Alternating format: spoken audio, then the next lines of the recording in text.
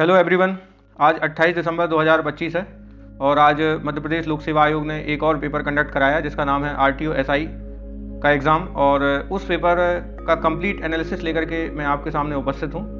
और इसके पहले भी हम 2 अन्य पेपरों का एनालिसिस कर चुके हैं, जिसमें Madhya Pradesh food safety officer का एग्ज़ाम और दूसरा माइनिंग इंस्पेक्टर का एग्ज़ाम। और उन पेपर्स की जब हमने एनालिसिस किए थे तो हमने मध्य प्रदेश लोक सेवा आयोग के पैटर्न को पकड़ने का उसमें प्रयास किया और ये देखा कि एक कुछ टॉपिक ऐसे हैं जिनसे लगातार क्वेश्चन MPPSC पूछता रहा है और क्वेश्चंस को रिपीट करता रहा है। और हमें केवल और केवल क्वेश्चन के आंसर से मतलब नहीं है, हमें क्वेश्चन के ऑप्शन से भी मतलब है और क्वेश्चन के विभिन्न जो डिमेंशंस हैं उनसे भी मतलब है कि आखिरकार किन किन आयामों से प्रश्न बन सकता है। और आज हम इस पेपर के एनालिसिस के साथ में अपने जो पुरानी विचार हैं उनको और मजबूती प्रदान करेंगे, क्योंकि मैंने आपको कहा भी था कि MPPSC का एक तरीका है पूछने का और वो तरीका हर पेपर में एक जैसा रह रहा है। तो इस पेपर के माध्यम से अपन समझते हैं कि आज के पेपर में कौन कौन से प्रश्न आए हैं और उनका सही आंसर क्या होगा। तो पहला प्रश्न जो आज के पेपर में पूछा गया है वो ये है कि मध्य प्रदेश को विभाजित कर छत्तीसगढ़ राज्य कब बना था। तो इसका करेक्ट आंसर क्या होगा, ये आप सभी को पता है। इसका करेक्ट आंसर होगा 1 नवंबर सन 2000। मैंने अपनी पिछली वीडियो में जब मध्य प्रदेश के गठन के इतिहास को पढ़ाया तो मैंने आपको उसमें बताया था कि 1 नवंबर सन 2000 को 26वें नंबर का एक राज्य गठित होता है जिसे हम छत्तीसगढ़ कहते हैं। और मध्य प्रदेश में उस समय पर 61 जिले थे, जिनमें से जो 16 जिले हैं वो छत्तीसगढ़ को प्रदान किए गए थे और 12 संभाग में से जो 3 संभाग हैं उनको छत्तीसगढ़ को प्रदान किया गया था। तो 3 संभाग और 16 जिलों को मिला करके एक नया राज्य गठित किया गया था जिसे हमने क्या नाम दिया था, छत्तीसगढ़, है ना। तो 16 जिले, 26वां राज्य, और कौन बना था, छत्तीसगढ़ बना था। ये अपन ने पिछली वीडियो में डिस्कशन किया था। तो ये इसका करेक्ट आंसर होगा। और मध्य प्रदेश के गठन से एक नया प्रश्न आज के पेपर में ये पूछ लिया गया है और ये बहुत ही सामान्य प्रश्न है और सभी से बन जाएगा, है ना। नया तो इसको नहीं कहना चाहिए, लेकिन ये है कि मैंने आपको बताया था कि जो ट्रेंड रहा है पिछले 3 सालों में ज़्यादा प्रश्न पूछे नहीं गए हैं मध्य प्रदेश के गठन से संबंधित, लेकिन आज ये प्रश्न पूछ लिया गया है। ठीक है, अगला प्रश्न देखते हैं। ताप्ती नदी का कुल अपवाह्य क्षेत्र कितना है। तो इसका करेक्ट आंसर क्या हो जाएगा, इसका करेक्ट आंसर हो जाएगा 65,145 वर्ग किलोमीटर। आपको पता होना चाहिए कि अपवाह्य क्षेत्र क्या होता है। अपवाह्य क्षेत्र में एक मुख्य नदी रहती है और जो अन्य सहायक नदियां हैं, है ना, उनके माध्यम से ये जो पूरा बेसिन बनता है, पूरा जो क्षेत्र बनता है, उसको हम अपवाह्य क्षेत्र कहते हैं। इसके अलावा कुछ और टर्म भी आप याद रख सकते हो, जैसे एक होता है कैचमेंट एरिया, है ना, एक होता है आपका जल संभर क्षेत्र। ठीक है, तो उनको भी अपन एक बार देख लेते हैं यहाँ पर नीचे। जैसे जो जल ग्रहण क्षेत्र होता है जिसे हम कैचमेंट एरिया कहते हैं, यह वह विशिष्ट क्षेत्र होता है जहाँ से नदी अपना पानी ग्रहण करती है वर्षा या ग्लेशियर से। फिर अपवाह्य द्रोणी, ये वही है रिवर बेसिन जो मैंने आपको बताया। जल संभर, ये छोटी नदियों या नालों के अपवाह्य क्षेत्र के लिए उपयोग में लाया जाता है ये टर्म। और जल विभाजक क्या होता है, वह ऊंचा उठा हुआ भाग, पर्वत या पठार होता है जो 2 नदी जल अपवाह्य तंत्रों को अलग अलग करता है। तो ये चीज़ आपको ध्यान में रखनी है। इसके बाद में ये देखिए ऑप्शन भी अपन एक बार देख लेते हैं। एक ऑप्शन इसमें दिया है ऑप्शन बी, जिसमें लिखा है 98,795 वर्ग किलोमीटर। तो ये जो है वो एक्चुअली में नर्मदा का अपवाह्य क्षेत्र है ना, नर्मदा नदी का अपवाह्य क्षेत्र है। और आपको पता भी है कि मध्य प्रदेश की सबसे बड़ी नदी कौन सी है, नर्मदा नदी है। और भारत की 5वीं सबसे बड़ी नदी भी नर्मदा नदी है। यदि हम पश्चिम की ओर प्रवाहित करने वाली भारत की नदियों की बात करें तो सबसे बड़ी नदी कौन सी कहलाएगी, नर्मदा नदी। अब 98,795 वर्ग किलोमीटर में से भी इसका जो मध्य प्रदेश में अपवाह्य क्षेत्र है वो लगभग 88% अपवाह्य क्षेत्र MP में आता है। और इसका यदि 88% अपन निकालेंगे तो वही आपका लगभग 86 से 87 हज़ार जो है, 86 से 87 हज़ार जो है स्क्वायर किलोमीटर एरिया जो अपवाह्य क्षेत्र है, रिवर बेसिन जो है वो MP में आएगा। और एक ऑप्शन इसमें दिया है 1,41,589 वर्ग किलोमीटर। तो ये जो है वो महानदी का कुल अपवाह्य क्षेत्र है, महानदी का कुल अपवाह्य क्षेत्र है। आपको पता होना चाहिए कि मध्य प्रदेश का जो सबसे बड़ा नदी तंत्र है वो गंगा यमुना नदी तंत्र है ना। और इसमें सबसे छोटा यदि नदी तंत्र की हम बात करें तो वो कौन सा है, महानदी अपवाह्य तंत्र है। और भले ही इसका जो अपवाह्य क्षेत्र है 1,41,589 वर्ग किलोमीटर हो, लेकिन ये टोटल है MP में कितना है, लगभग 500 वर्ग किलोमीटर के आसपास ही है। तो लगभग में आप याद रख सकते हैं, है ना। और आज का जो प्रश्न पूछा था कि ताप्ती नदी का कुल अपवाह्य क्षेत्र कितना है, तो इसका करेक्ट आंसर क्या होगा, 65,145 वर्ग किलोमीटर। जबकि MP में यदि हम बात करें तो ताप्ती नदी का जो अपवाह्य क्षेत्र है वो लगभग होगा 9,804 वर्ग किलोमीटर। ठीक है, ये याद रखिएगा आप। अगले प्रश्न पर आते हैं। जो हवाएं सूखी मानसूनी हवाएं कहलाती हैं, यदि हवा की दिशा कैसी हो, तो इसका करेक्ट आंसर क्या होगा, इसका करेक्ट आंसर होगा उत्तर पूर्व से दक्षिण पश्चिम। आप सभी को पता है कि शीतकालीन मानसून में जो हवाएं हैं वो स्थल से समुद्र की ओर चलती हैं और इसी के कारण उन हवाओं में नमी नहीं होती, है ना। इसीलिए हम इनको कैसी हवाएं कहते हैं, सूखी मानसूनी हवाएं कहते हैं। ये उत्तर पूर्व से दक्षिण पश्चिम की तरफ चलेंगी। और MP के संदर्भ में यदि आपको एक चीज़ और याद रखनी है तो आप याद रख सकते हैं कि जो लौटता हुआ मानसून है वो अक्टूबर में मध्य प्रदेश में अक्टूबर हीट का कारण बनता है। ये आपको याद रखना है। अगले प्रश्न पर आते हैं। अगला प्रश्न जो पूछा गया है वो मध्य प्रदेश में फसलों के उत्पादन से संबंधित पूछा गया है और ये एक्सपेक्टेड क्वेश्चन है ना। मध्य प्रदेश में फसल उत्पादन जो है 2023-24 में उसमें कितने प्रतिशत की वृद्धि या कमी दर्ज करी गई है उससे संबंधित ये प्रश्न आया है। तो इसके पहले हम करेक्ट आंसर देख लेते हैं। इसका करेक्ट आंसर होगा ऑप्शन ए, मतलब मक्का जो है उसका करेक्ट आंसर होगा बी, है ना। इसका होगा धान का 4.41, गेहूं का होगा आपका 5.84% और ये कमी दर्ज करी गई है गेहूं के उत्पादन में, है ना। और इसके बाद में जो सोयाबीन है, सोयाबीन का उत्पादन जो है वो 1.76% की वृद्धि उसमें हुई है। तो ये सारे आंकड़े जो हैं वो मध्य प्रदेश का जो आर्थिक सर्वेक्षण है 2023-24 उससे उठाए गए हैं और सीधा सीधा यदि आप उसको पढ़ेंगे तो आपको मिल जाएंगे। जनवरी 2020 की स्थिति में सतपुड़ा ताप विद्युत केंद्र की कुल स्थापित क्षमता कितनी है? तो आप सभी को पता है कि अभी हाल फिलहाल में न्यूज़ में आया था कि जो सतपुड़ा ताप विद्युत केंद्र है उसकी 6 से 7 जो यूनिट्स हैं उनको बंद कर दिया गया है और इसी के चलते अब जो वर्तमान में सक्रिय विद्युत क्षमता है सतपुड़ा ताप विद्युत केंद्र की वो लगभग 500 मेगावाट की है ना। लेकिन इसमें क्या पूछा गया है कि इसकी कुल स्थापित क्षमता कितनी है? तो इसका करेक्ट आंसर क्या होगा? आंसर सी होगा, क्योंकि 1330 मेगावाट इसकी जो स्थापित विद्युत क्षमता है वो होगी। तो ये आपको याद में रखना है। ये भी करंट से जुड़ा हुआ प्रश्न है, इसीलिए जनवरी 2020 की इन्होंने स्थिति पूछी। मध्य प्रदेश की बैगा जनजाति किन 3 प्रमुख जिलों में निवास करती? तो इसका करेक्ट आंसर होगा मंडला, शहडोल और बालाघाट। अगले प्रश्न पर आते हैं। अगला प्रश्न जो है वो उसको डिस्कस करने से पहले आप एक बार कुछ आंकड़े देख लीजिए। जैसा मैंने आपको बताया कि मध्य प्रदेश का सबसे बड़ा अपवाह तंत्र कौन सा है? गंगा अपवाह तंत्र, और ये इसका जो कुल अपवाह क्षेत्र है वो है 8,61,452 वर्ग किलोमीटर। नर्मदा अपवाह तंत्र दूसरा बड़ा है 98,796 और महानदी अपवाह तंत्र सबसे छोटा है 1,41,589 वर्ग किलोमीटर। ताप्ती का अपवाह तंत्र क्षेत्र कितना है? 65,145 वर्ग किलोमीटर और माही का कितना है? 34,842 वर्ग किलोमीटर। आपको हम बता दें कि मध्य प्रदेश की जो सबसे बड़ी नदियां हैं उनसे छोटी नदियों का क्रम आप याद रख सकते हैं। एक ट्रिक मैं आपको बता दे रहा हूँ, ट्रिक है नाच एसटी बेटी। इसमें जो मध्य प्रदेश की सबसे लंबी नदी है वो आपकी नर्मदा है, जिसकी लंबाई कितनी है? 13-12 किलोमीटर है एमपी में।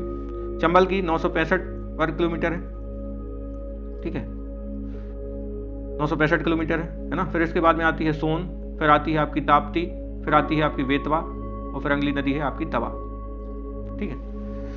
और अभी एक प्रश्न अपन देख रहे थे कि अनाज में अलग अलग जो फसलें हैं उनके उत्पादन में कितने प्रतिशत की वृद्धि हुई है। तो ये 2023-24 का जो आर्थिक सर्वेक्षण है वहाँ से ये चीज़ें उठाई गई हैं। देख लीजिए, इसमें 2023-24 में 2022-23 की तुलना में 4.41% की वृद्धि हुई है धान की उपज में, और अभी उत्पादन बढ़ करके कितना हो गया है? 13,705 हज़ार टन हो गया है। इसको देख लीजिए एक बार। मक्का जो है, मक्का के उत्पादन में 6.75% की वृद्धि परिलक्षित हुई है। गेहूं के उत्पादन में 5.73% की कमी परिलक्षित हुई है ना। और इसके बाद में यदि हम देखें तो सोयाबीन के उत्पादन में भी 1.76% की वृद्धि हुई है। हालांकि कुछ आंकड़े जो उन्होंने दिए हैं यहाँ पर थोड़े कम ज़्यादा दिए हैं, लेकिन जो निकटतम आंकड़े हैं उसके हिसाब से इसका करेक्ट आंसर ए होगा। फिर अगला प्रश्न पूछा गया है, मध्य प्रदेश की दूसरी सबसे बड़ी जनजाति कौन सी है? तो इसका करेक्ट आंसर क्या होगा? इसका करेक्ट आंसर होगा गौड़ जनजाति। मध्य प्रदेश की सबसे बड़ी जनजाति कौन सी है? भील जनजाति सबसे बड़ी है, और दूसरी सबसे बड़ी कौन सी है? तो गौड़, इसका सही आंसर होगा। अगले प्रश्न पर आते हैं, जो थापटी नृत्य है उससे पूछा गया है प्रश्न। ये नृत्य कोरकू जनजाति का है ना। इसके अलावा कोरकू जनजाति का एक और प्रसिद्ध नृत्य आप याद रख सकते हैं, चटकोरा, ठीक है। और पिछली वीडियो में मैंने डिस्कस किया था गदली के बारे में, तो गदली भी कोरकू जनजाति का ही नृत्य है। वहां पर शायद मैंने भील बोल दिया था, तो इसको आप करेक्ट कर लीजिएगा। गदली जो है वो कोरकू जनजाति का नृत्य कहलाएगा, है ना। कोरकू जनजाति बैतूल और हरदा क्षेत्र में निवास करती है, और कोरकू जनजाति की एक बहुत ही फेमस प्रथा है जिसको हम सिडोली प्रथा कहते हैं। इस सिडोली प्रथा जो है उसमें मृतक संस्कार से संबंधित है, और लकड़ी का जो स्तंभ है वो स्थापित किया जाता है, लकड़ी का स्तंभ स्थापित किया जाता है, ठीक है। मृतक संस्कार से संबंधित इसी पेपर में एक अगला प्रश्न भी आया है जिसमें कि भील जनजाति के मृतक स्तंभ के बारे में पूछा है, और उसका करेक्ट आंसर गातला है ना। भील जनजाति द्वारा जो लकड़ी का खंभा स्थापित किया जाता है उसको गातला कहा जाता है, और यहाँ पर कोरकू जनजाति द्वारा जो है वो सिडोली, जो लकड़ी का जो स्तंभ है वो होता है। अगला प्रश्न आया है प्रधानमंत्री वन बंधु कल्याण योजना से संबंधित, और इसका करेक्ट आंसर होगा जनजातीय समग्र विकास से। गायन किस जनजाति में होता है? अब यहाँ पर ये एमपीपीएससी का अस्पष्ट प्रश्न है ना। यहाँ पर स्पष्ट रूप से नहीं लिखा गया है कि कौन सा गायन, हीण गायन की रेलो गायन, है ना, कि ददरिया गायन की बिल्मा गायन, ये कुछ भी नहीं लिखा हुआ है ना। तो इसका करेक्ट आंसर कुछ भी दे सकता है पीएससी, है ना, और शायद ये डिलीट करे प्रश्न को। लेकिन यदि हम बात करें कुछ प्रमुख गायनों की, तो आपको पता है कि सबसे अधिक गायन प्रधान कोई जनजाति है तो वो कौन सी जनजाति है? प्रधान जनजाति। ये याद रखिएगा, सबसे इंपॉर्टेंट फैक्ट। फिर इसके बाद में एक और प्रश्न जो बार बार एमपीपीएससी ने पूछा है कि जो घोटल पाटा है, घोटल पाटा जो है वो एक मृत्यु गीत है, वो किस जनजाति में गाया जाता है? तो ये भी आपको याद रखना है, ये मुड़िया जनजाति का है, मुड़िया जनजाति का है। और इसके अलावा जो भील जनजाति है वो भी कई गायन करती है, जैसे हीण गायन, रेलो गायन, हम सीडो गायन, है ना, ये याद रखिएगा। सहरिया जनजाति में दुलदुल घोड़ी जो गायन है वो बहुत फेमस है। बैगा जनजाति में जो है बिल्मा गायन जो है वो बहुत फेमस है। फाग गायन भी बैगा जनजाति में फेमस है। कोल जनजाति में, कोल जनजाति के गायन भी आप याद रख सकते हैं। इसमें आपका जो है कोल जनजाति को एक फेमस गायन नहीं है ज़्यादातर, है ना। कोरकू जनजाति का लेकिन आप याद रख सकते हैं, कोरकू में गड़लिया करके एक गायन है ना, वो होता है। और इसके अलावा देवार जनजाति जो है, तो दिवाली के समय पर वो भी दिवाली गायन आपकी करती है ना। ये घुमंतू जनजाति है। झाड़ू बनाने का काम किस जनजाति द्वारा किया जाता है? तो देवार जनजाति द्वारा, याद रख सकते हैं आप। इसके अलावा आप देखिए एक जनजाति है ओझा। ओझा जो है वो आनुष्ठानिक गायन के लिए प्रसिद्ध है और तंत्र मंत्र के लिए भी प्रसिद्ध है ना। तो ये कुछ चीजें आप याद रख सकते हैं। फिर अगले प्रश्न पर आते हैं। अगला प्रश्न पूछा गया है कंप्यूटर से। इसमें पूछा गया है कि निम्नलिखित में से कौन सी नेटवर्क टोपोलॉजी में सभी नोड एक केंद्रीय डिवाइस जैसे स्विच या हब से जुड़े होते हैं? तो इसका करेक्ट आंसर क्या आएगा? इसका करेक्ट आंसर होगा स्टार टोपोलॉजी, है ना। स्टार टोपोलॉजी में यहाँ पर सेंटर में एक नोड कंप्यूटर होता है और बाकी जो अन्य सहायक कंप्यूटर हैं वो इस तरीके से स्टार के फॉर्म में जुड़े रहते हैं, है ना। तो टोपोलॉजी से प्रश्न बनते हैं, है ना। इसका करेक्ट आंसर क्या होगा? Answer B. कौन कौन से फाइल एक्सटेंशन मात्र ग्राफिक्स फाइलों को दर्शाते हैं? तो इसका करेक्ट आंसर होगा बीएमपी और गिफ, है ना। बीएमपी का फुल फॉर्म होगा बिटमैप और गिफ का फुल फॉर्म आप हमें कमेंट बॉक्स में जरूर लिख करके बताइएगा। और इसका करेक्ट आंसर होगा आंसर डी। 13 पर आ जाइए। निम्नलिखित में से कौन सी पाइथन लाइब्रेरी उच्च प्रदर्शन डेटा संरचनाएं एवं डेटा विश्लेषण टूल्स प्रदान करती हैं? तो इसका करेक्ट आंसर है, इसका करेक्ट आंसर होगा पांडास। आर्टिफिशियल इंटेलिजेंस से लगातार प्रश्न बन रहे हैं और आज के पेपर में भी ये प्रश्न एआई से ही संबंधित है। अभी अपन इसको डिटेल में देख लेंगे। मशीन लर्निंग से संबंधित प्रश्न बहुत ज़्यादा आ रहे हैं ना। आप उसको महत्वपूर्ण टॉपिक मानिए एमपीपीएससी प्री 2026 के लिए। इसके बाद में क्वेश्चन नंबर 14 पर आते हैं। क्वेश्चन नंबर 14 में पूछा गया है कि जब सीपीयू को कंप्यूटर में मेमोरी एक्सेस करने की आवश्यकता होती है तो वह सबसे पहले क्या जांचता है? तो इसका करेक्ट आंसर रैम नहीं होगा, इसका करेक्ट आंसर होगा कैसे, है ना। तो सबसे पहली जो मेमोरी सीपीयू से जुड़ी होती है वो होती है रजिस्टर और फिर होते हैं आपकी कैसे मेमोरी। तो ये याद रखिएगा। ऑप्शन में रजिस्टर नहीं दिया है इसलिए इसका करेक्ट आंसर क्या होगा? कैसे मेमोरी होगा। निम्नलिखित में से कौन सा मशीन लर्निंग में एक क्लासिफिकेशन समस्या का सबसे अच्छा उदाहरण है? इसका करेक्ट आंसर आंसर ए होगा। मशीन लर्निंग में भी दो तरीके की लर्निंग होती है, एक होती है सुपरवाइज्ड लर्निंग और दूसरी होती है अनसुपरवाइज्ड लर्निंग। तो विभिन्न प्रकार की लर्निंग में मशीन को कई सारी समस्याओं का सामना करना पड़ता है और उसी में से एक जो है क्लासिफिकेशन की समस्या है, एक अन्य समस्या होती है क्लस्टरिंग की समस्या। तो इन सारी जो प्रॉब्लम्स हैं उनको अपन नीचे अभी डिटेल में देखेंगे, है ना। तो इसका करेक्ट आंसर अभी याद रखिएगा कि किसी समाचार लेख को राजनीति, खेल या व्यवसाय जैसी श्रेणियों में वर्गीकृत करना ही क्लासिफिकेशन समस्या है और ये मशीन लर्निंग की जो सुपरवाइज्ड लर्निंग है उसकी एक समस्या है। इनको देख लेते हैं एक बार। अभी आपका एक प्रश्न पूछा गया था कि जो आपका निम्नलिखित में से जो कौन सी पाइथन भाषा है वो लाइब्रेरी उच्च प्रदर्शन डेटा संरचना और डेटा विश्लेषण टूल प्रदान करती है? तो डेटा विश्लेषण के लिए जो टूल प्रदान करती है वो आपकी जो है पांडास लाइब्रेरी है ना, पाइथन डेटा एनालिसिस। तो इसमें आप देखिए फिर इसमें कुछ और ऑप्शन भी दिए थे, जैसे न्यूमेरिकल पाइथन दिया था, है ना। इसका मुख्य उद्देश्य क्या है? तेज गणितीय गणना करना, है ना। और ये मैट्रिक्स, बीजगणित और सांख्यिकी गणना के लिए इस्तेमाल में लाया जाता है ना। तो ये डेटा संरचना है एक प्रकार की। और इसके बाद में पांडास अभी अपन ने देखा कि डेटा के विश्लेषण के लिए ये प्रयोग में लाया जाता है ना। और किसके समान है? एक्सेल या एसक्यूएल के समान है। डेटा को फिल्टर करना, सॉर्ट करना और ग्रुपिंग करना किसका काम है? इसी का। फिर एक है प्लॉटिंग लाइब्रेरी, ये डेटा का चित्रात्मक प्रदर्शन करती है। और ग्राफ पेपर, ड्राइंग बोर्ड, है ना, ये इसके समान है। सेल्स की वृद्धि को लाइन या चार्ट में दिखाने का काम इसी का है। और जनरेटिव एआई, ये तो बहुत इंपॉर्टेंट है। दो तरह के एआई होते हैं, एक होता है ट्रेडिशनल एआई, दूसरा होता है जनरेटिव एआई। ट्रेडिशनल एआई में यदि आप उसको कोई चीज़ पहचानने के लिए कहेंगे तो वो उन्हीं में से कंपैरिजन करके आपको बताएगा। लेकिन जो जनरेटिव एआई है वो नई नई चीज़ें बनाती है ना, नया नया कंटेंट बनाता है। तो इसका काम क्रिएशन और रीजनिंग का है। ये एक बुद्धिमान लेखक या कलाकार है। टेक्स्ट, कोड, इमेज या ऑडियो जनरेट करना, ये किसका काम है? जनरेटिव एआई का काम है। और उस डेटा पर आधारित रिपोर्ट लिखना या कोड लिखना भी जनरेटिव एआई का काम है। जनरेटिव एआई के कई तरीके के प्रकार होते हैं, जैसे आप जेमिनी जो इस्तेमाल करते हो, है ना, गूगल जेमिनी, इसमें टेक्स्ट टू टेक्स्ट का ये टाइप है ना, आपने टेक्स्ट मैसेज उसको किया और टेक्स्ट के फॉर्म में ही उसने क्या किया, आपको रिजल्ट प्रदान किए। तो ये निबंध लिख सकता है, कविता लिख सकता है, कोड बना सकता है या ईमेल लिख सकता है, ये सब चीज़ें जेमिनी। चैट जीपीटी ये ओपन एआई का एग्जाम्पल है। टेक्स्ट टू इमेज, आपके लिखे गए शब्दों से ये चित्र बनाता है ना, तो अभी अपन ने देखा Midjourney, DALL E, stable diffusion है, ये कुछ प्रमुख टूल्स हैं, उसके एग्जाम्पल्स हैं, याद रखिएगा। MPPSC प्री 2026 के एग्जाम में ये प्रश्न बन सकते हैं यहाँ से। फिर टेक्स्ट टू ऑडियो, टेक्स्ट को आवाज़ में बदलता है या संगीत बनाता है ना, तो सुनो एआई और 11 लैब्स ये प्रमुख टूल्स हैं। टेक्स्ट टू वीडियो के लिए कहानी से वीडियो क्लिप तैयार करता है, सोरा ओपन एआई और रनवे जेन 2। कोडिंग के लिए सॉफ्टवेयर कोड लिखता है और डीबग करता है ना, गिटहब, कैपिलॉट, ये याद रखिएगा। आइए अब हम मशीन लर्निंग को समझ लेते हैं। तो मशीन लर्निंग में 3 तरह की लर्निंग है। एक है सुपरवाइज्ड लर्निंग, जिससे अभी इस बार ही प्रश्न आया है क्लासिफिकेशन एरर को लेकर के, और दूसरा है अनसुपरवाइज्ड लर्निंग, तीसरा है रीइंफोर्समेंट लर्निंग, जिससे कि फूड सेफ्टी ऑफिसर एग्जाम के पेपर में क्वेश्चन बन चुका है। अब इन तीनों को हम समझ लेते हैं कि सुपरवाइज्ड लर्निंग, अनसुपरवाइज्ड लर्निंग और रीइंफोर्समेंट लर्निंग क्या है। देखिए, यदि मैं एक टीचर हूँ और मैंने किसी टॉपिक के ऊपर छात्रों को पढ़ाया है और मैं यदि उसी से संबंधित प्रश्न उनसे पूछता हूँ तो उनके लिए उसका आंसर देना आसान है, क्योंकि जो मैंने उनको समझाया है, जो पढ़ाया है, मैं उसी में से प्रश्न पूछ रहा हूँ, है ना। उनको कुछ नया करने की ज़रूरत नहीं है। जैसे मैंने उनको जो है कई कलर के पेन दिखाए और मैंने बताया कि ये पेन इस कलर का है, ये पेन इस कलर का है, कलर के नाम बताए, और फिर बाद में मैं उनसे पूछता हूँ कि ये पेन किस कलर का है, तो वो उसका ईजिली आंसर दे सकते हैं, क्योंकि उन्होंने उसको क्या कर लिया है, ऑलरेडी सेपरेट कर लिया है ना। तो इसे कहते हैं सुपरवाइज्ड लर्निंग, जहाँ पर कुछ भी नई चीज़ जो है वो उत्तर उसका नहीं दिया जाता, ना ही नई चीज़ पूछी जाती है ना। जो गिवन डेटा है उसी में से आपको क्लासिफिकेशन करना रहता है। जैसे न्यूज़पेपर है, यदि मैं एआई को न्यूज़पेपर दे दूं और उससे कहूं कि न्यूज़पेपर की जो खबरें हैं उनको आप जो है सेक्शन वाइज जो है आप डिवाइड कर दीजिए, है ना। जैसे खेल की खबरों को अलग कर दीजिए, आप जो है इंटरनेशनल न्यूज़ जो है वो उसको अलग कर दीजिए, नेशनल न्यूज़ जो है उसको अलग कर दीजिए। तो मैंने जो डेटा उनको दिया है एआई को, उसी को अलग अलग करने के लिए मैं कह रहा हूँ, तो ये कहलाएगा सुपरवाइज्ड लर्निंग। और अनसुपरवाइज्ड लर्निंग में क्या होता है कि एआई अपना खुद का दिमाग लगाता है ना, उसको रैंडमली डेटा दिया जाता है। जैसे मैंने उसको कई कलर्स के पेन दिए, तो अब वो क्या करेगा कि अलग अलग कलर्स के पेन को सेपरेट करेगा, क्लस्टर बनाएगा उनका, है ना।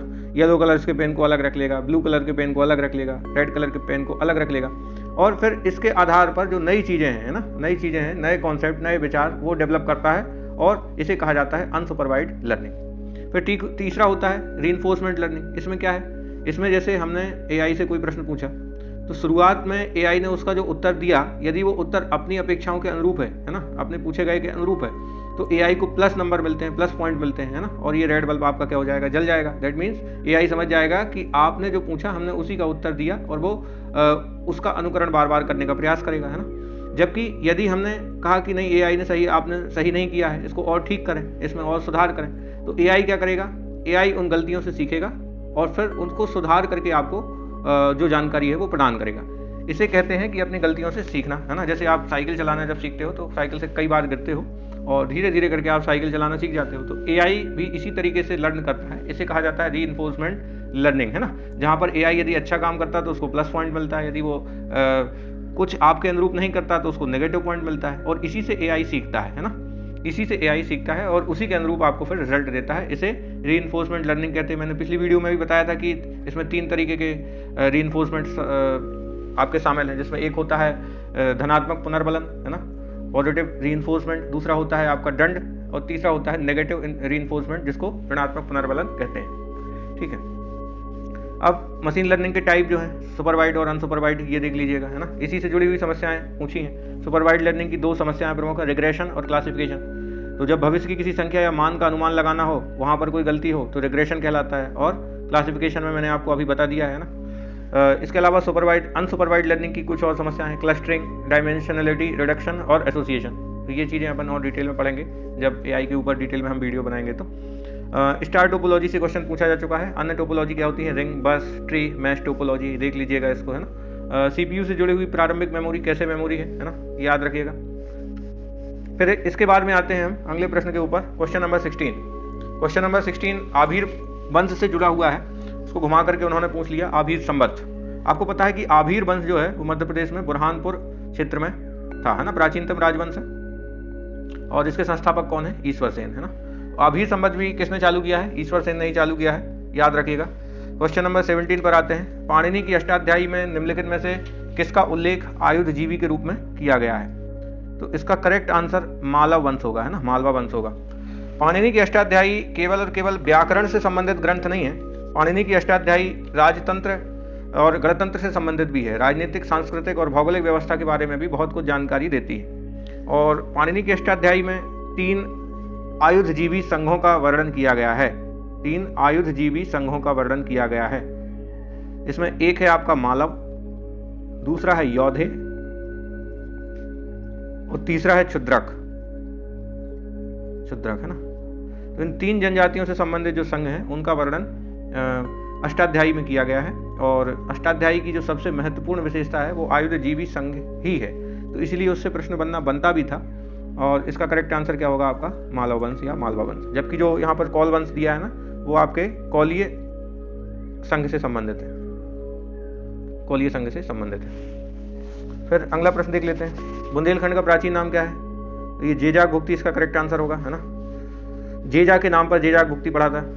प्रसिद्ध क्रांतिकारी राजा बख्तावर सिंह किस रियासत के शासक थे? इसका करेक्ट आंसर होगा अमझेरा। कहाँ पर है? धार में। 1857 की क्रांति में जो अलग अलग जगह से जिन जिन क्रांतिकारियों ने विद्रोह किए थे उनके प्रश्न MPPSC लगातार पूछता है, तो ये उसी पैटर्न का हिस्सा है, इसमें कुछ नया नहीं है ना। भोपाल रियासत का भारतीय संघ में पूर्ण विलय कब किया गया? तो इसका करेक्ट आंसर होगा 1 जून सन 1949, इसका करेक्ट आंसर होगा। फिर आते हैं क्वेश्चन नंबर 21 पर। निम्नलिखित में से कौन से विशेष रूप से कमजोर जनजातीय समूह PM जनमन योजना के लक्षित समूह में शामिल नहीं है? मैंने पिछली वीडियो में ही जब माइनिंग इंस्पेक्टर का पेपर डिस्कस किया था तो मैंने आपसे बार बार चर्चा करता था मैं आपसे कि एक है आहार अनुदान योजना, है ना, जो कि 2017 में स्टार्ट करी गई। और जो मध्य प्रदेश में जो पिछड़े जनजातीय समूह हैं, PVTCs हैं, है ना, बैगा, भारिया, सहारिया, उनके लिए कल्याणकारी योजना है। 1500 रुपये की इसमें राशि प्रदान करी जाती है। और इसी के साथ में मैंने डिस्कस किया था कि जो प्रधानमंत्री जनमन योजना है, ये आप याद रखिएगा, ये पूरे भारत के लेवल पर जो कमजोर और पिछड़े जनजातीय समूह हैं उनके लिए चलाई जा रही है। और आपको पता होना चाहिए कि उसमें जो है कौन सा लक्षित समूह शामिल नहीं होगा, तो इसका करेक्ट आंसर होगा कोरकू। सूक्ष्म, लघु एवं मध्यम उद्यम विभाग द्वारा मध्य प्रदेश में कितने औद्योगिक क्षेत्र अधिसूचित किए गए हैं? तो इसका जो करेक्ट आंसर होना चाहिए वो इसका करेक्ट आंसर 211 होगा, है ना।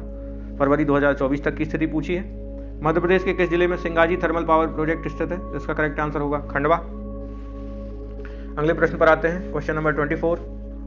अगले क्वेश्चन पर आते हैं। अगला क्वेश्चन है, राज्य व्यापार सुधार कार्य योजना 2022 के अनुसार उत्कृष्ट नागरिक केंद्रित सुधार के लिए मध्य प्रदेश को कौन सी रैंकिंग मिली है? तो इसका करेक्ट आंसर होगा अचीवर की रैंकिंग। जैसे अभी पिछले बार के ही पेपर में एक क्वेश्चन आया था, कृषि अवसंरचना निधि कोष योजना में मध्य प्रदेश की रैंकिंग कौन सी है? तो इस तरीके का जो पैटर्न है वो आप उसको पकड़ लीजिए। रैंकिंग से जुड़े हुए प्रश्न पूछे जा रहे हैं, है ना।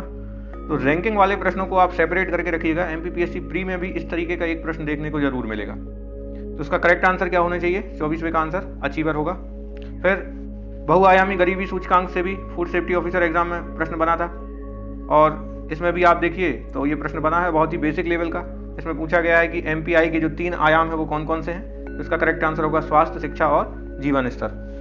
अगले प्रश्न पर आते हैं, क्वेश्चन नंबर 26।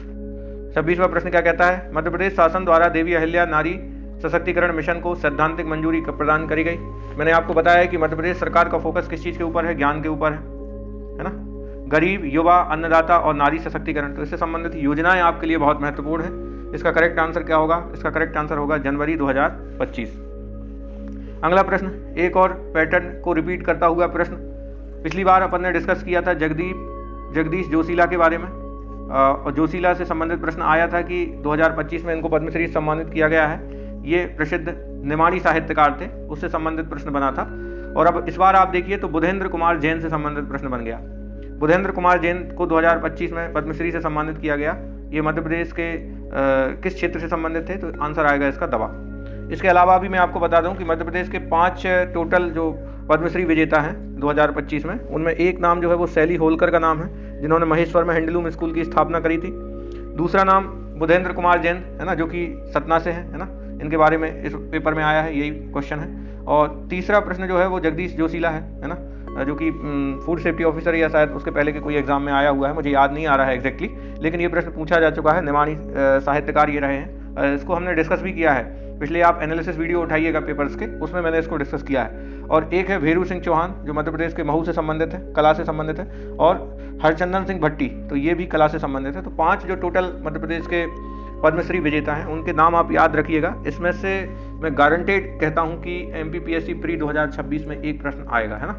तो मेरे जो शब्द हैं उनको आप लिख करके रखिएगा, यहां से एक प्रश्न बनना है। क्वेश्चन नंबर 28 पर आते हैं। क्वेश्चन नंबर 28 में पूछा गया है कि प्राचीन काल में तपस्या और शांति का स्थल ब्रह्मा विष्णु महेश के बाल अवतार का स्थान माना जाता है, तो उसका करेक्ट आंसर होगा चित्रकूट। MPPSC इस तरीके के प्रश्नों को पूछता रहा है। मैं उदाहरण भी दे सकता हूं। MPPSC ने एक बार एक प्रश्न पूछा था, आप प्रीवियस ईयर क्वेश्चन पेपर को एनालिसिस कीजिएगा।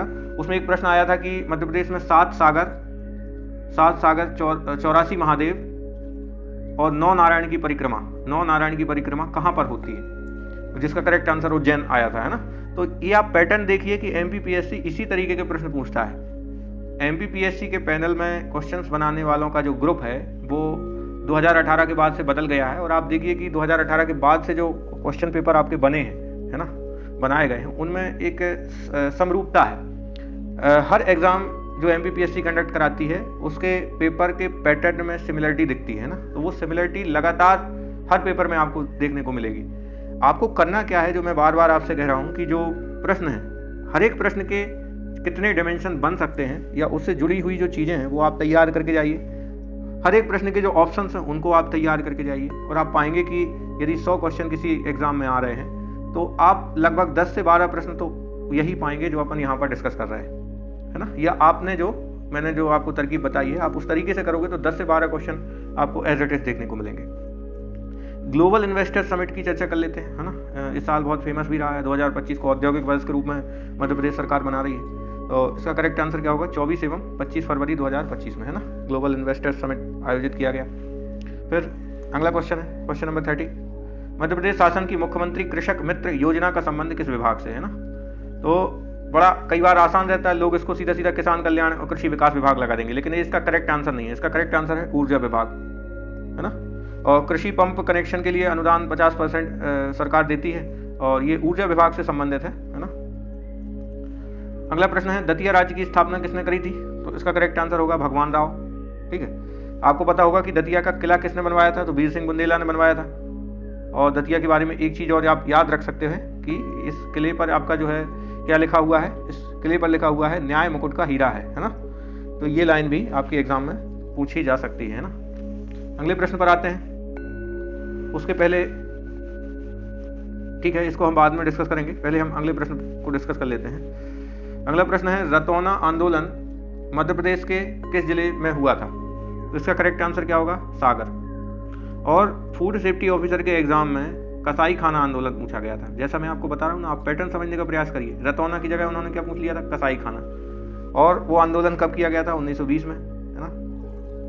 तो इसका नेतृत्व किस किसने किया था, तो ये भी आपको ध्यान में रखना है। कसाई खाना आंदोलन का नेतृत्व किया था माखनलाल चतुर्वेदी ने,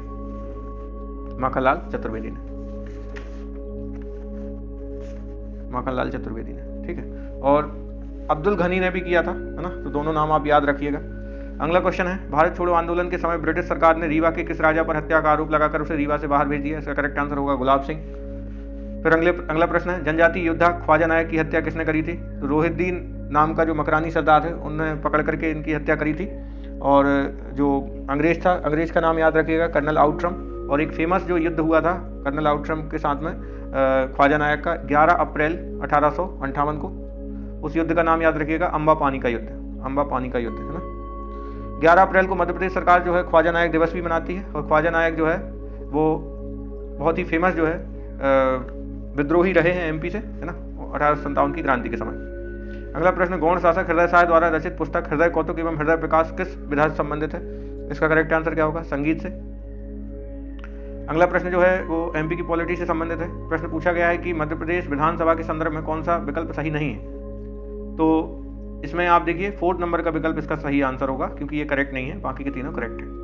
अगला प्रश्न देखिए, अगला प्रश्न पूछा गया है मध्य प्रदेश के मुख्य सचिव से संबंधित, इसमें यह पूछा गया है कि जो मध्य प्रदेश की पूर्व मुख्य सचिव रही हैं बीरा राणा, उनकी राज्य की कौन से नंबर की महिला मुख्य सचिव रही हैं।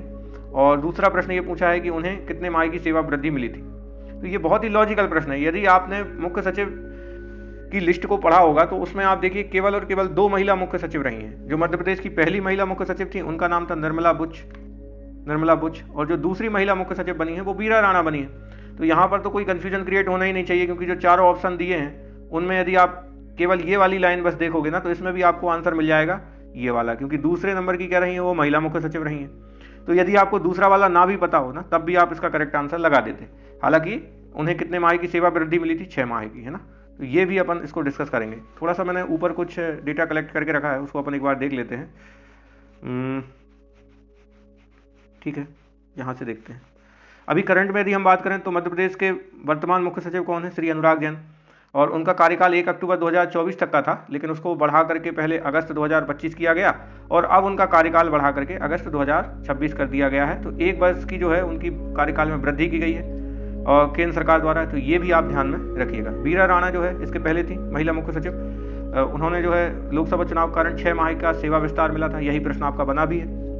और कुछ और इंपॉर्टेंट मुख्य सचिव और उनके संबंध में कुछ चीज़ें आप याद रख सकते हैं। जैसे सेवा विस्तार जो है इकबाल सिंह बैंस का भी किया गया था, इन्हें 2 बार 6-6 महीने का सेवा विस्तार मिला था।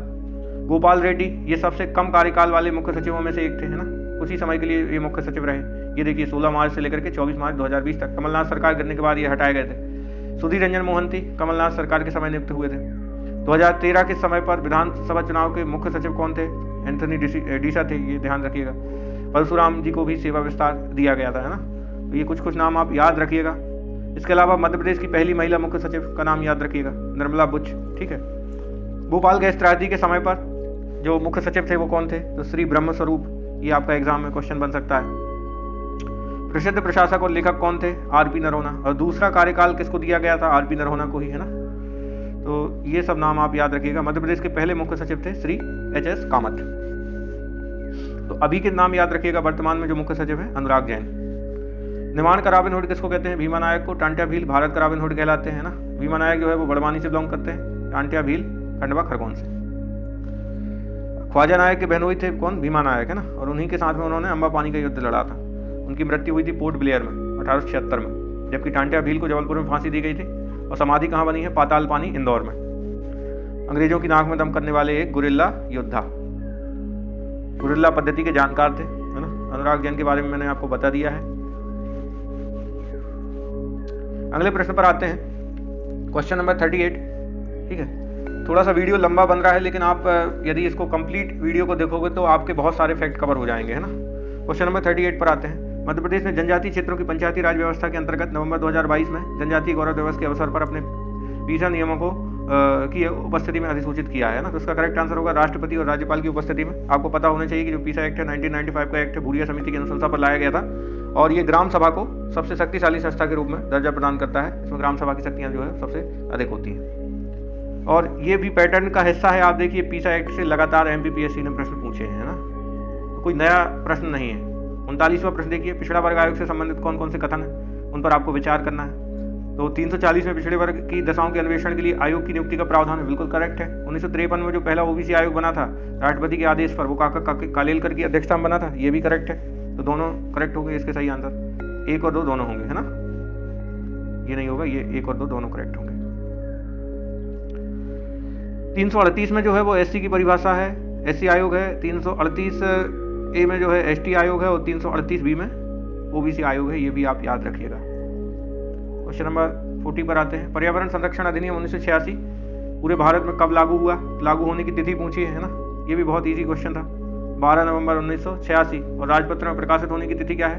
तो 12 नवंबर 1986। इसमें ये लॉजिकल प्रश्न होते हैं। देखिए यदि इसमें आपको केवल इतना बस पता है कि पूरे भारत में कब लागू हुआ, तो अब ऑप्शंस के हिसाब से आप खेल सकते हैं। ऑप्शन में तो कहीं लिखा ही नहीं है इसके अलावा 19 नवंबर, है ना। डी ही करेक्ट होगा, डेट मीन्स, है ना। तो दूसरा, यदि आपको राजपत्र में प्रकाशित होने की तिथि नहीं भी पता है तब भी आप करेक्ट आंसर डी लगा दोगे।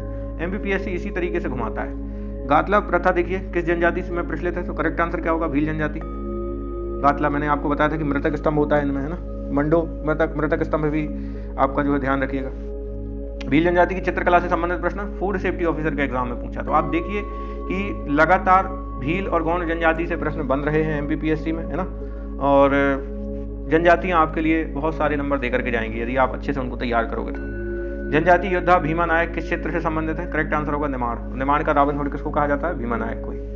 अम्बापानी के युद्ध में इन्होंने ख्वाजा नायक का सहयोग किया था। भीमसेन देव किस जनजाति के आराध्य देव है ना? जनजातीय देवता से संबंधित प्रश्न बन गया। इसका करेक्ट आंसर होगा भारिया। बैगा जनजाति के कुल देवता कौन है? इसका करेक्ट आंसर होगा नारायण देव।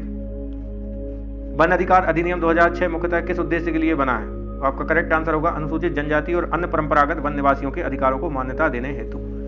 अच्छा, यहाँ से एक, इसको मैं ये तो नहीं कहूँगा कि ये हर बार सही ही होगी ये ट्रिक जो मैं आपको बता रहा हूँ, लेकिन ये ट्रिक काम जरूर करेगी आपके एग्जाम में।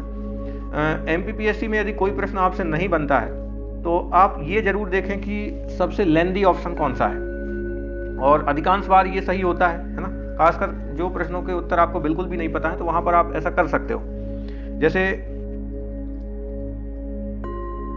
अगले प्रश्न पर आते हैं, सारणी ताप विद्युत केंद्र किस जिले में स्थित है? तो इसका करेक्ट आंसर होगा बैतूल। क्वेश्चन नंबर 47, मध्य प्रदेश का सबसे बड़ा कोयला क्षेत्र कौन सा है? तो इसका करेक्ट आंसर सिंगरौली कोयला क्षेत्र होगा। हालांकि यदि हम ऑप्शंस के हिसाब से देखें तभी सिंगरौली माना जाएगा, नहीं तो यदि ऑल ओवर देखें तो इसका करेक्ट आंसर होगा सोहागपुर कोयला क्षेत्र।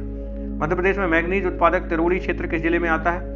तो आपको पता है कि अलग अलग खनिजों की खदानें जो है उनके नाम याद रखना जरूरी है। जैसे बालाघाट में जो भरवेली है, सकुड़ी है, तिरोड़ी है, ये खदानें जो है वो मैग्नीज के उत्पादन के लिए प्रसिद्ध है। बालाघाट में जो है मलाजखंड जो खदान है वो तांबा के उत्पादन के लिए जानी जाती है ना। तो झाबुआ जो है ग्रेफाइट के लिए प्रसिद्ध है। तो ये चीज़ें सब याद रखिएगा। जबलपुर जो है डोलोमाइट के उत्पादन के लिए फेमस है। तो मैग्नीज उत्पादक क्षेत्र में जो तिरोड़ी क्षेत्र है वो आपका आएगा बालाघाट, इसका करेक्ट आंसर। मध्य प्रदेश ऊर्जा विकास निगम लिमिटेड की स्थापना किस वर्ष की गई? इसका करेक्ट आंसर होगा 25 सितंबर 1982। और आखिरी प्रश्न है जो है आज के पेपर का, निम्नलिखित में से मध्य प्रदेश का सबसे छोटा राष्ट्रीय राजमार्ग कौन सा है? तो उसका करेक्ट आंसर होगा 135 BB। इसके साथ ही मैंने आज का ये पेपर डिस्कस किया आपके साथ, और आपको MPPSC के पैटर्न के बारे में भी पता चला होगा, और मैं जो बातें आपसे कहता आ रहा हूँ आप उनको समझिए ध्यान से, है ना। और जो 2 पेपर मैंने डिस्कस किए थे और आज का ये पेपर डिस्कस किया, तीनों पेपर का एक ही सार है कि MPPSC के पैटर्न को आप यदि समझ करके जाएंगे तो आपके लिए हर एक पेपर आसान होगा। तो केवल महत्वपूर्ण टॉपिकों के ऊपर ही आपको ध्यान केंद्रित करना है फिलहाल के लिए, है ना। और अभी तो समय भी MPPSC प्री 2026 के लिए, तो आप अपनी तैयारी को जो है जारी रखिए, है ना। तब तक के लिए आप सभी का बहुत बहुत धन्यवाद।